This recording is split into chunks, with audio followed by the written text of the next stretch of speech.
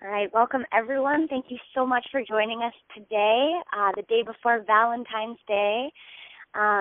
Really excited about the discussion. We have Carolyn Raffensperger, one of the founding mothers of the Women's Congress, and also the executive director of the Science and Environmental Health Network, today discussing one of the key ideas coming out of a lot of the work that her group has done in the past, as well as one of the cornerstones for the Women's Congress Declaration, and that is guardianship. So without further ado, I'm going to pass the floor over to her. As I mentioned, during this portion of presentation, I'll ask everyone to *6 their lines. That'll mute you. And later on, about 20 minutes in, we'll start a discussion. Half an hour in, we'll start a discussion. At that point, feel free to unmute and ask questions, add your thoughts.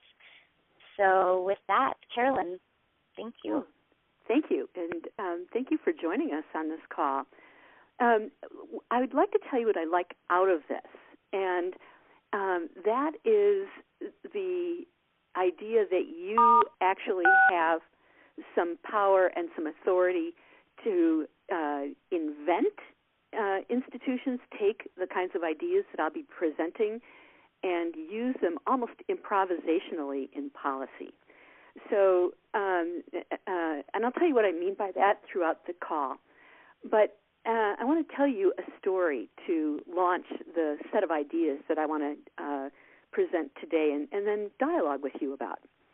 So years ago, and I don't even remember what the date was, a friend of mine named Bob Shimmick from the Indigenous Environmental Network called me up, and he said, okay, Carolyn, I want to put together the idea of the precautionary principle with an idea that comes out of the Iroquois Confederacy in the Northeast, a group of tribes that are called the Iroquois Confederacy.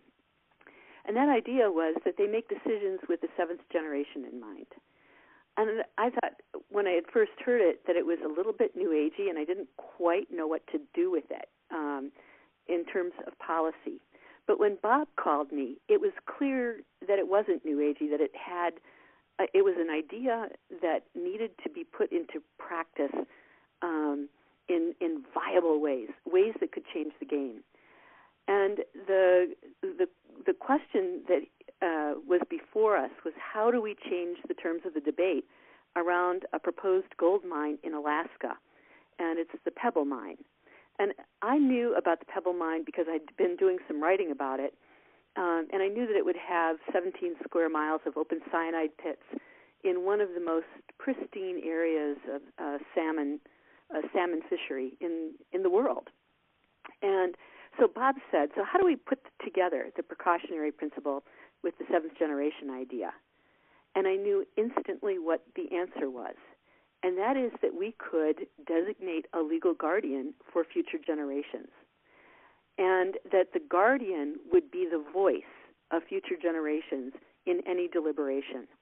Now, tribes, federally recognized tribes, would have the right to have sovereignty and to help shape conversations, say with the United States Environmental Protection Agency or other agencies. They would have the right to help shape the way those conversations went forward.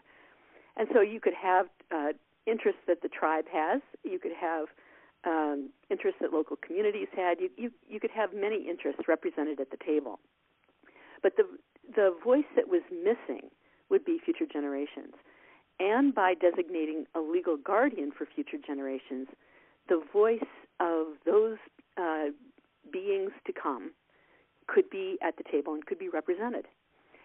So we thought about that idea for a little while and went to Harvard Law School Center for International Human Rights and asked them if they would help us craft the materials for this.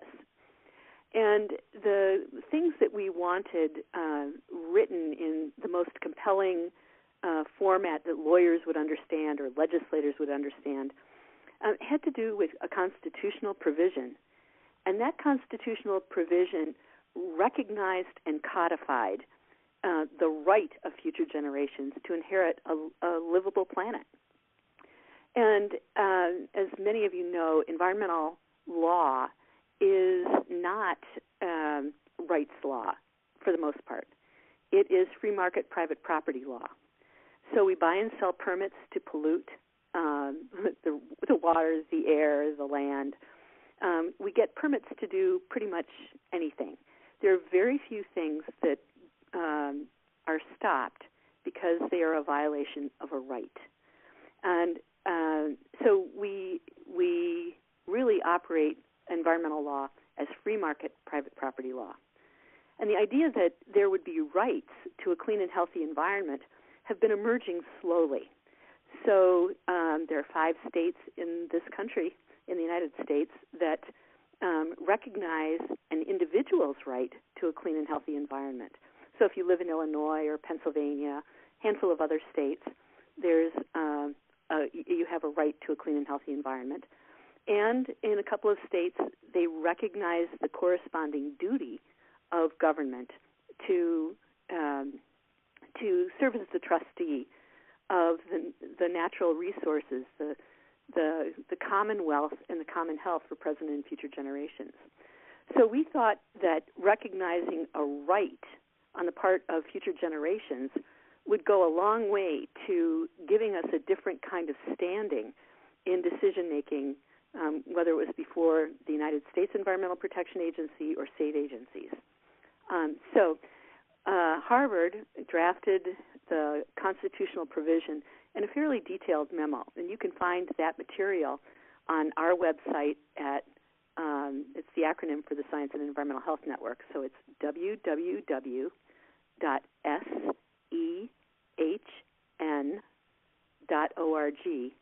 And under Guardianship of Future Generations, you can find the Harvard document that listed out the parameters of a constitutional provision that recognize the right of future generations to inherit this wonderful, beautiful earth. So they also did a statute, a law. They drafted a law that would either carry out the constitutional provision or could be freestanding.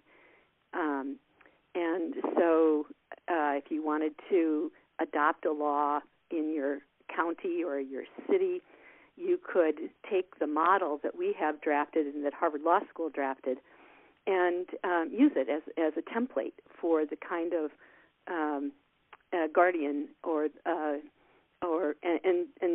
kinds of duties that a guardian would do in your jurisdiction. So that material is all on our website. You can find it and take it. So the idea of a guardian is really a new institution when we're talking about environmental law.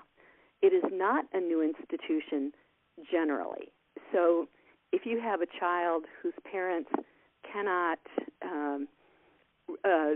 speak for the child in, say, a court of law, a court would appoint a legal guardian for future generations who would determine the best interests of the child and would be the voice of the child if the child was able to make good decisions. And so that model of having a voice for someone who cannot speak for him or herself was the model that we took for the legal guardian for future generations. Now, I think what's interesting about the legal guardian is that we've had a body of environmental law now since the early 1960s. So essentially we've had 50-plus years of the kind of structure of environmental law that we know today with the Clean Air Act, the Clean Water Act, the Endangered Species Act, the Wild and Scenic River Act, and then various state laws that do very similar kinds of things. And I would submit to you that has not worked out very well, that we have continued to see species become endangered or extinct, that we have really ratcheted up the climate chaos with our greenhouse gases. We've contaminated the planet with untold numbers of toxic chemicals, so that we all share a body burden of toxic chemicals. we are depleting our water at a rapid rate. So something hasn't worked there.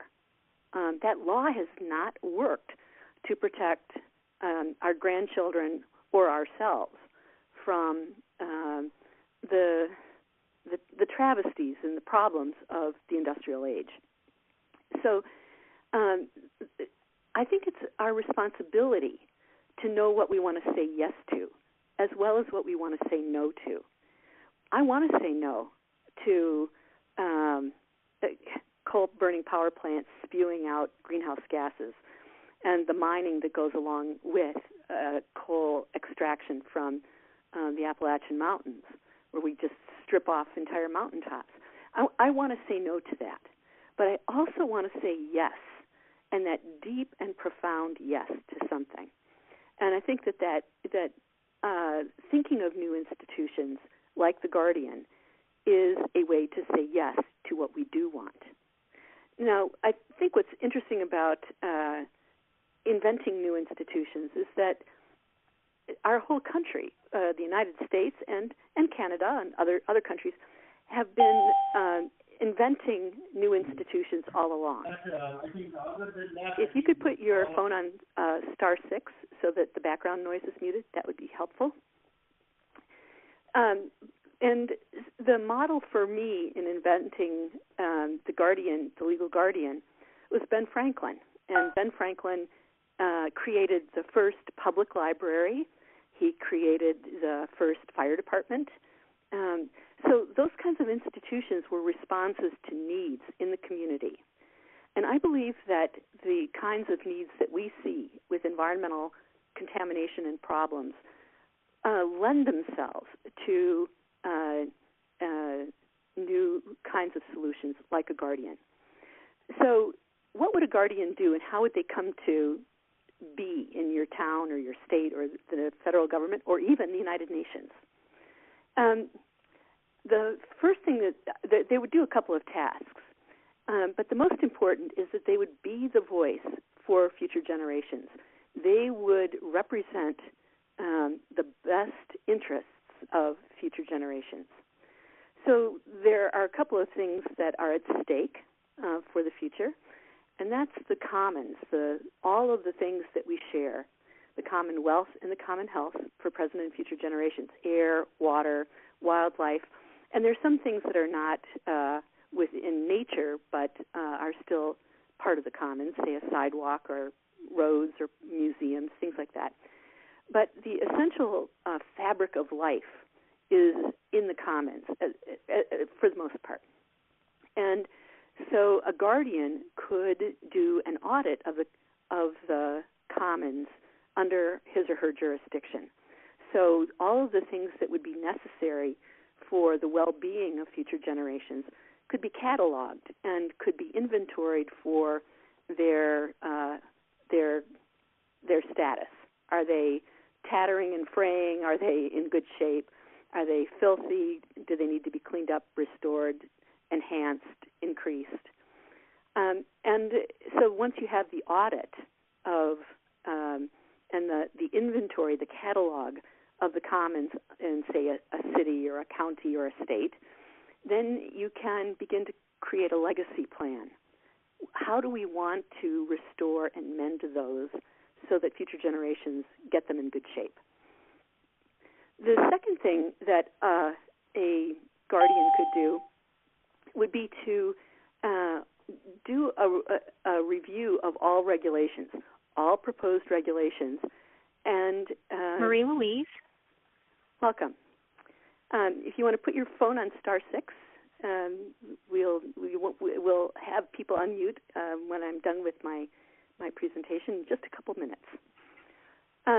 So doing a review of regulations for their impact on future generations is a way to look at proposals and ways that we would carry out laws to see if they disadvantage future generations. Now, the model for that is that we have an ombudsman for small business at the United States Department of Justice who reviews all regulations for their impact on small business.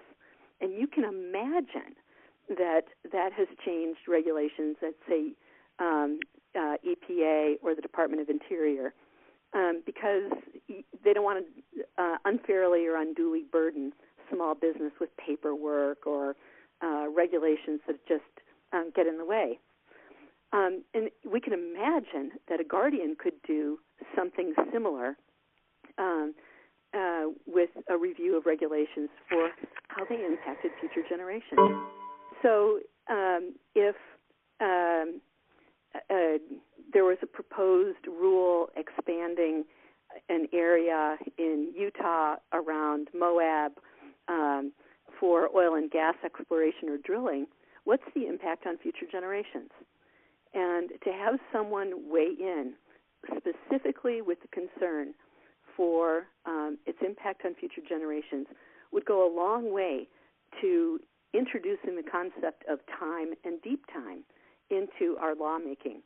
And regulations are one form of law. So you have legislation, you have the courts who make law when they decide cases, and then you have what the administrative branch does when they make the regulations and the rules that fulfill legislation. So reviewing those regulations and writing an impact statement on future generations and having the power to intervene at that level would go a long way to having us think about the future ones. So those are the kinds of things that a guardian of future generations could do. And what's really interesting to me is that there are a couple of other countries that have had people in positions to represent future generations. Hungary had an ombudsman for future generations. France had a commission, and the Israeli government had a commissioner who reviewed all legislation for future generations. That was not as successful as some of the other positions.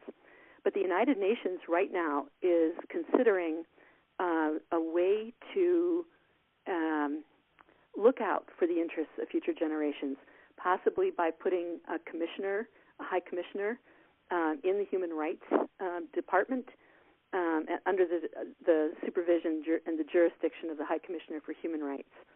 That's under discussion, but I participated in draft plans for the United Nations to take seriously the rights of future generations. So stay tuned for that. There's a lot of interesting work. But I want to turn in my final minutes to what you might do. And if you wanted to introduce the concept in, say, your town of a guardian of future generations, where would you start? Well, you could go to the mayor or the governor or whoever is the administrator, the administrative agency, head of administrative agency in your whatever the jurisdiction is that you want to try this out on. And a mayor could appoint a guardian for future generations, or they could be housed in another agency. So if you have a chief sustainability officer or others, Palo Alto has a chief sustainability officer, they could do some of these same functions and with a slightly different title. The title is not the essential one. The essential one is that they are speaking and thinking for future generations.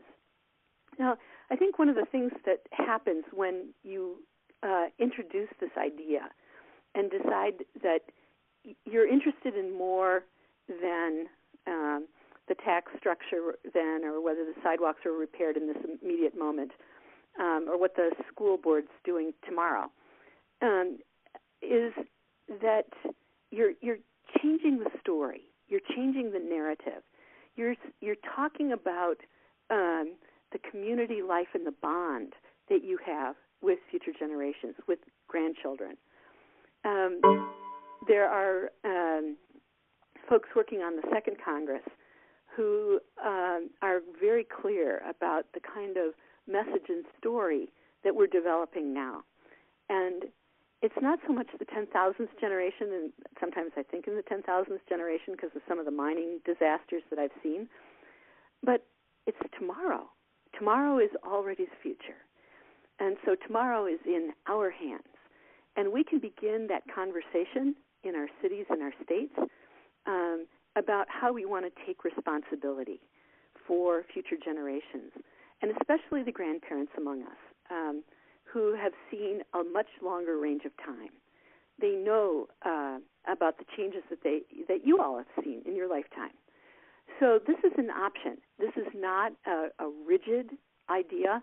It's one that you can take and shape and use the materials that we have drafted for your own use, and you can tailor them to the unique governments that you're interested in working with, the unique personalities, because goodness knows every government has its true unique flavor.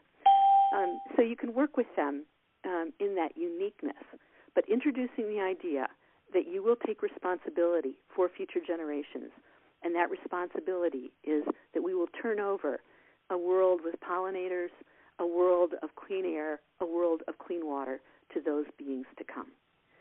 So thank you for that, and I'm going to turn it back over to Caitlin.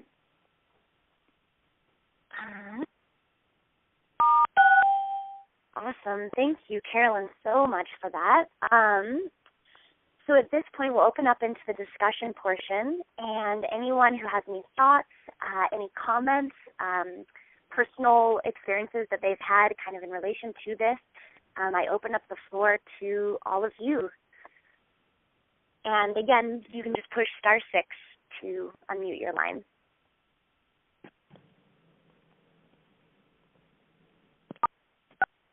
Maybe actually I'll start. I actually have a question for you, Carolyn, while everyone's getting adjusted and absorbing all these big ideas.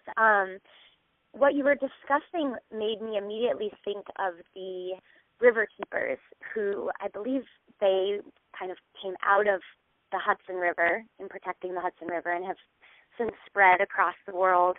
And they used a lot of litigation to move forward with their agenda. And I'm just sort of curious where you see the overlap or perhaps the parallel efforts in pushing these things forward from a political place and from a policy place, and pushing things forward from a legal place, from your experience as an environmental lawyer as well, and where those things overlap or where they conflict, if you think that there's one that's a little bit more viable than another approach. A lot of times it has to do with the existing laws and whether they give us an angle for suing. And I'm so delighted that we have the river keepers in our world. The rivers are in much better shape because of their stewardship and their far-sighted care of them. I think that what we need is to use every tool at our hand. We don't just need a hammer. We need the screwdriver, and we need a rake, and we need everything. So the beauty of the Guardian is it changes the way decisions are made on the ground day to day. And the organizations that have primarily focused on litigation, that's a great backstop, but it doesn't replace the need for day-to-day decisions that take into account future generations, take into account the right of nature itself to exist. So the rights of nature ordinances that have been passed around the country have primarily been used as a litigation tool. And we believe that the idea of a guardian for future generations, or it can work for nature as well, helps changing the day-to-day decisions. Currently, the day-to-day decisions, as I mentioned, are free market private property, and they function under what we would call, the big word is the utilitarian ethic, the greatest good for the greatest number. And the greatest good is measured in dollars. That's where we get trickle-down economics. That's where we get, a lot of ideas. And so a regulatory agency's main mandate is to not get in the way of the economy, and make sure that it's whatever decision is made is for the good of the majority. But that leaves out a minority. It could leave out 49.9% of people, and it can leave out, a lot of nature. So the idea of the guardian and asserting that future generations have a right, and that we each individually have a right to a clean and healthy environment, changes that equation, because you can't leave out the minority. Even if I'm the only person whose right to a clean and healthy environment would be taken away, and I'm one of 100 and it's good for the 99%, you still can't take away that right. So litigation is a wonderful partner with the regulatory agencies in the day-to-day decision-making. Thank you.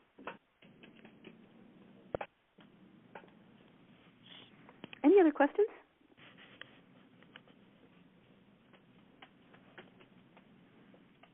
Can you imagine trying this in your town or your state? I have a... Hello? Oh. Might have lost someone there. I can certainly begin to imagine having some conversations with people that I know in the very little town in Georgia where I live, which is very, very conservative. And it's a starting place. So much of what you said, this is Mary, so much of what you said inspired me so much, and especially knowing that it came out of dialogue and collaboration with people from the Indigenous Environmental Network. And this is one of the things that I would so love to see is greater connection and collaboration among groups. And I'm thinking about a student-led demonstration that's coming up in the first of next month. Can you hear me? Yes. Mm-hmm.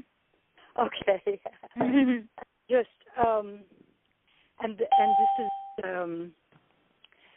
they're looking at protesting not just like the Keystone XL, but all of the above fossil fuel energy strategy, okay? And this is a nationwide group of students coming together and inviting everybody else to come. Just getting this language out to more and more people, I think, is just so important, and for us all to recognize that at root, I think I should stop here. I'm kind of. When I began the work on the precautionary principle, I was aware that it didn't have a kind of imaginative call to it. So, okay, the precautionary principle, it sounded like the example I usually give is that your mom won't let you climb the tree, right? You're going to fall and break your neck. So you're not even allowed to just climb the tree in your backyard. And I went to visit a wonderful Jungian psychologist who's known for his remarkable thinking, James Hillman. Yes. And James Hillman had just been invited to write an article about the precautionary principle, and I wanted to explore the kinds of archetypes, the big themes in our Western culture that inhibit our work on something like the precautionary principle, and those that further it. So we have a risk culture, that kind of cowboy, frontier, daring-do, bravado side to our culture. And so I was looking at other ideas, and the reason that we chose the word guardian was partly because we already had a legal model for a guardian in the law, but also because it had that mythic dimension. It had the sense of the hero in it. And so many of the people who are struggling in environmental agencies to do what they can to protect the air and the water and children's health are I think often seen and treated as bean counters, not guardians. And when I've invited them to consider that maybe their responsibility is the guardian of future generations and of the commons, some of them will weep. And I think it's because they went into that work in the first place to do exactly that, to be something that called to the deepest and largest part of their souls. And we've made it more like banking, something cold and balancing and trivial in some ways. We argue about the placement of a decimal point rather than these much larger ideas. And so the word guardian came out of some of those conversations I had with James Hillman, as well as our work with the Indigenous Environmental Network. So I think the call to young people that there is something heroic and grand that they can do. And the other thing I tell the young people is that this is worthy work. We don't know if we're going to be successful. We really do not. And if we did, we could all go off and do whatever we wanted and get rich or whatever we were going to do. But this is worthy work. And so all hands on deck, all are necessary, every skill. We can all be guardians in some way or another.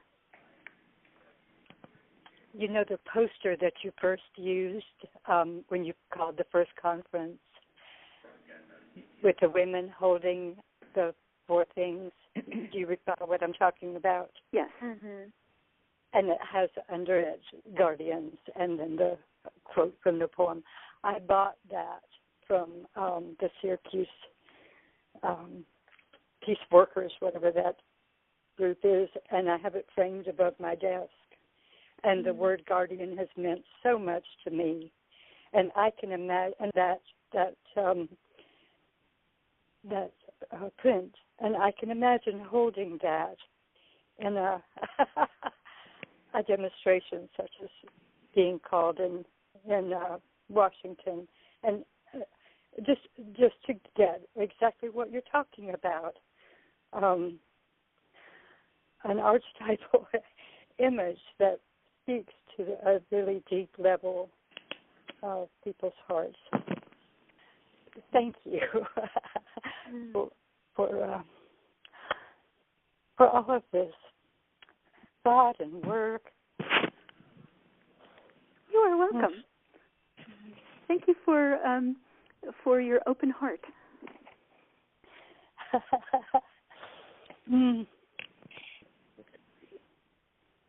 Other questions or comments? Yes, this is Nancy from Cape Cod. Thank you very much for your presentation. My question was, or I have 2 questions. So is there actually a community in the U.S. that has this guardian in place? And if so, how is it going? How is it working? And my second thought is that this is a really wonderful approach, but it feels a little too gentle for the urgency of the times, with the powerful economic interests that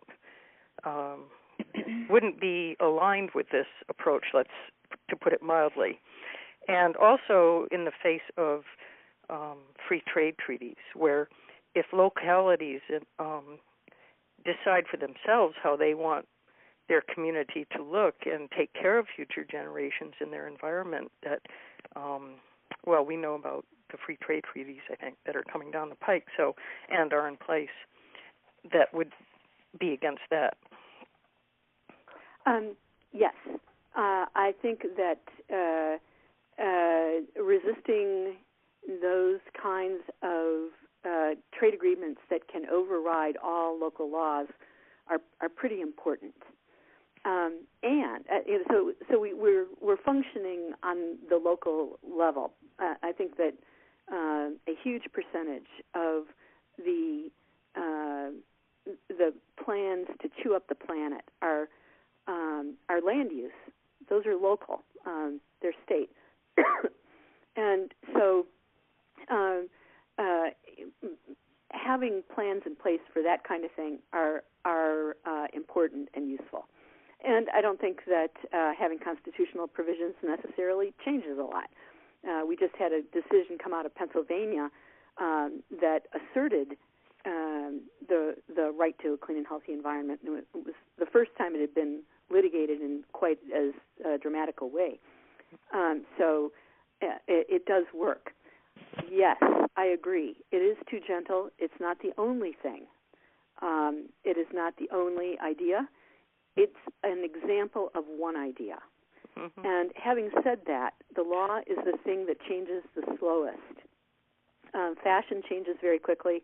You know, the kids that you watch going to high school are wearing different clothes 6 months later. You wouldn't even recognize them.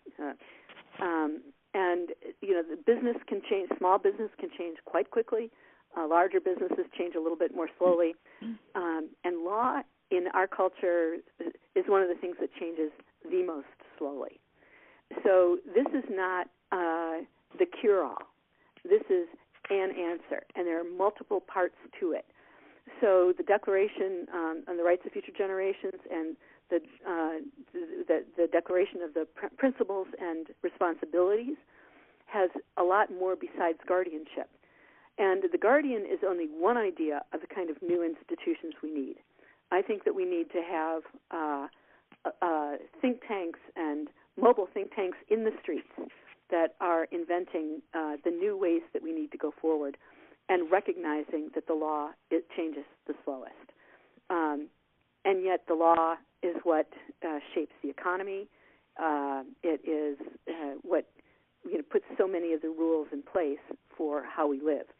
So I don't think we can ignore the law, but we should not solely rely on it.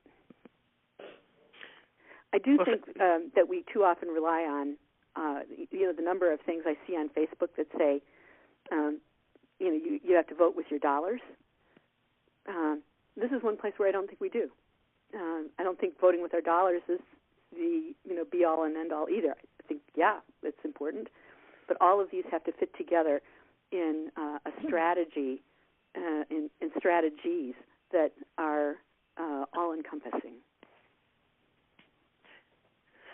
Well, this is Nancy. Thank you for your answer. And just on an encouraging note, though, I'd just like to remind us all that, like gay rights, as an example, and gay marriage is an example of something that has moved, it reached a tipping point.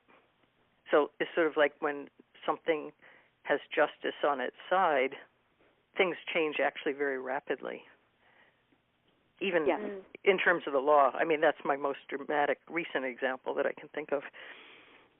Yes, that is also true, and I think that the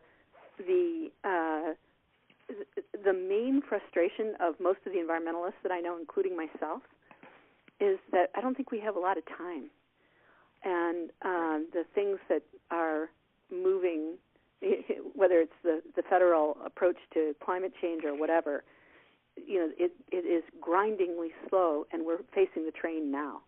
Mm-hmm. Having said that, there's some new political thinking that the major political action is happening on the municipal level. So whether it's San Francisco, whether it's Chicago, that these are the places where we're rethinking a food system, where we're rethinking transportation, where we're rethinking the color of the roof that you're allowed to put on your house. All of those things, the experiments are probably most easily run in cities that in some cases are as big as states in terms of the population. So I think it depends on the scale that we're looking at. Oh, and having I did not answer the question about where this is, if there is a guardian in any city. There is not yet. We are working with a city right now who may adopt it, and it's open for people to try. Great. Carolyn, this is Caitlin again. I'm just sort of curious if you have found yourself over the years adopting different words or different terms to describe this work, guardianship in particular, and then broadly, the rights of future generations. When you're speaking with groups that may not necessarily naturally ascribe to a liberal perspective, or who tend to be more to the right, or who tend to be more human-centric, what sort of adjustments to this idea do you use to help it mean something to people who may not be as comfortable with ideas about the rights of nature or traditional environmentalism? Oh, I talk about future generations or their grandchildren. I had a rather telling moment. I was on a shuttle to an airport after my stepmother had her aorta replaced. I had been up all night with her. I hadn't had any sleep. And I got on this shuttle with this older woman in Texas, and she asked me what I did. And I told her. And she says, "Oh, that's nice. I recycle." She says, "But I think you people go overboard." And anytime I hear you people, I know we're on opposite sides of some kind of thinking divide. And I said, "Well, I'm doing it for your grandchildren, and here's what I do." And she sucked in her breath, and I think was stunned, and said, "Thank you." Oh, wow. And I talked about,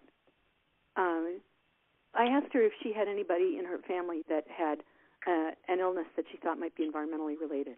Asthma, cancer. Yes. I said, "Do you feel like the water or the air getting cleaner or dirtier? Dirtier." I said, "That's what I'm doing. I'm working so that your children and your grandchildren can breathe that air and drink that water." And that was it. I've heard a lot about whether the language of future generations is off-putting, and I've heard some of you may have seen a TEDx talk I gave. It's on YouTube, and it's called "On Becoming Great Ancestors." The talk I gave was on becoming beloved ancestors, but the title got messed up. And in that, I talk about the discovery and the realization that we were leaving real big catastrophes to the 10,000th generation. And I've had a number of people say that doesn't resonate, that people don't think about 10,000 generations, so it's, why? Who cares? And I've heard others realize that when you're leaving mountaintop removal and trashed rivers and contaminated mine sites that will be toxic for 250,000 years, some of them get it and some of them don't. So I don't have the language worked out. I know what I can say with some kind of to try to use the most poetry I can, and so I guess sometimes it works and sometimes it doesn't. Mm-hmm. Thank you. This is Lib HB. I was late getting on, and I apologize, but I want to thank you. I'm in North Carolina. I'm experiencing the weather as we speak with the snow and the sleet, and trying to prevent fracking. So everything you have said has touched my heart, but it has also reminded me that people who just love the earth actually can use language to affect local ordinances. And so it's been a very encouraging experience to listen to you. And thank you so much for answering Nancy's question, too. That was one of mine. Thank you. Does anyone have any other thoughts or questions for Carolyn? I did grow up in a conservative Christian world, and I can shift to that language. And so sometimes I ask my conservative and religious friends and family, that we have a choice, and that I think is biblical, and that is, do we want to leave the sins of the fathers? And it is a sexist language in their the way that they've read it all along. Do you want to leave the sins of the fathers, or do you want to leave blessings to future generations? And I think that they get that the idea of sins or blessings, and it's our choice.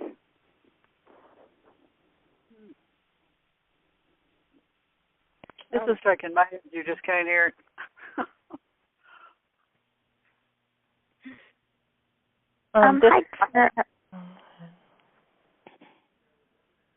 Hi, Caroline. It's Chloe calling in. I'm just curious. You mentioned at the beginning of your presentation a website where I can access potential documents in creating a guardianship. I'm just curious what that was. There are two websites. Okay. One is, and we have a lot of material on the Women's Congress website.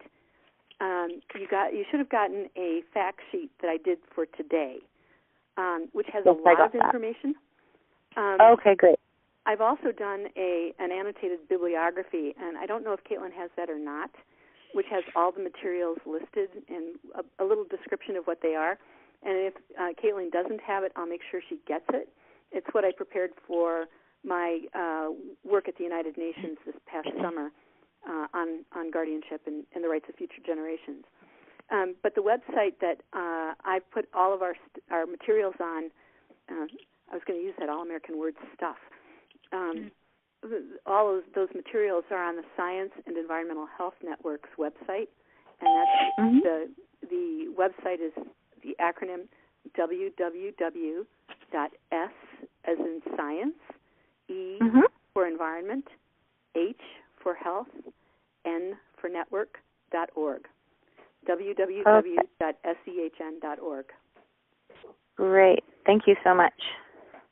Yeah, and then Chloe, and for everybody else, all of the resources that she mentioned, as well as a recording of the talk today, will be available on the Women's Congress blog. There is a link embedded in the announcement that I sent around for this call. It's a little bit of a longer link, so it's hard to say over the phone, but all of the resources are there, and that is at the Celebrate WCFFG.wordpress.com website. And you can go under the tab of past briefings, and it will have all of the resources that she mentioned as well. Okay, thank you. Would you repeat that website, Sure.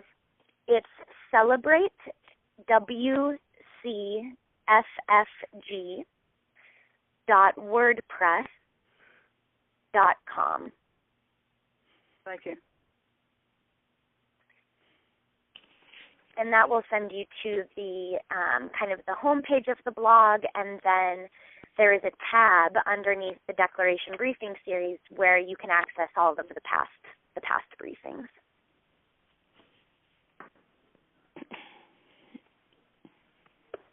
All right. Well, if no one else has questions or comments, we will wrap it up. Respect everyone's time. I just want to say hello. It's Molly. I had to come in late. Hi, Molly. Just say hello to everyone. Miss you all. Hi, Molly. Hi. I'd just like to say hi to Carolyn too. This is Jean Hayes.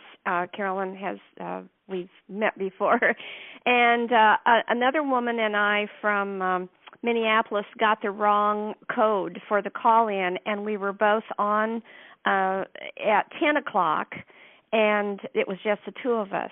And as it turns out, in the first email that was sent out to me, I guess it was a forwarded. The last one was left off of the code. So I am so sorry I missed this. But I'm so sorry to hear that.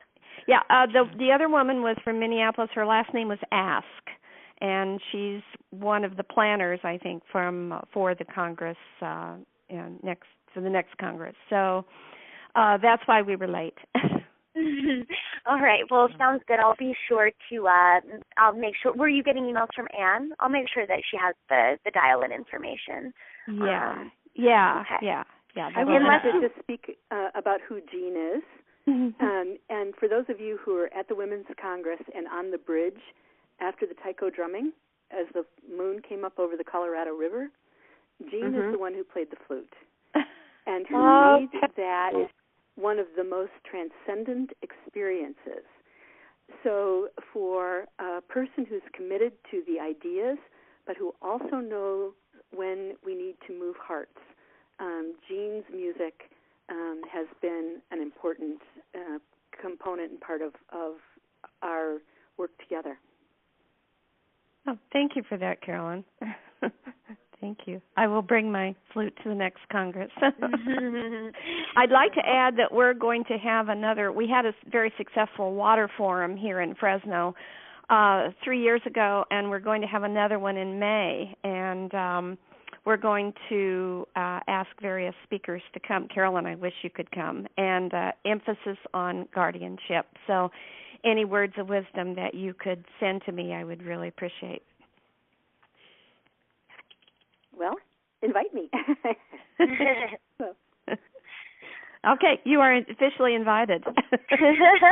we have no money, but we would love to have you come. May the 10th. It's the day before Mother's Day, and we're emphasizing love your mother. Being the earth and taking care of her and that sort of thing.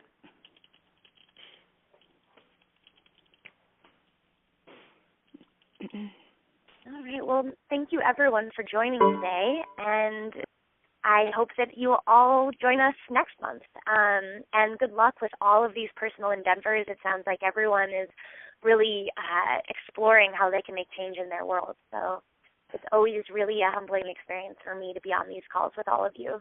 So thank you so much. And Carolyn, thank you for your wisdom on this topic. Thank you. It was a pleasure to be on the call. Thank you. Thank you all. All right. Thank you. Thank you. See you again soon. Bye. Bye.